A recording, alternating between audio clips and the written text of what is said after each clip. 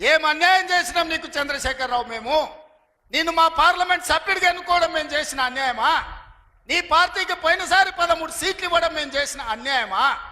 ఏం అన్యాయం చేసినామని ఇవాళ మా జిల్లాల ప్రాజెక్టులను అంటుకుంటున్నాం.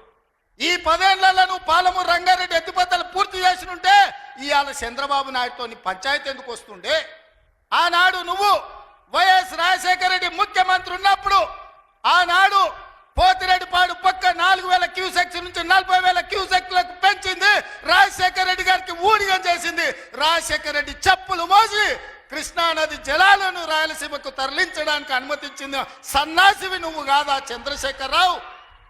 ఆనాడు నువ్వు ఊడిగం చేసి రాజశేఖర రెడ్డి పోతిరెడ్డిపాడు ద్వారా నీళ్లు తరలించకపోయాడు కృష్ణానది జలాలు.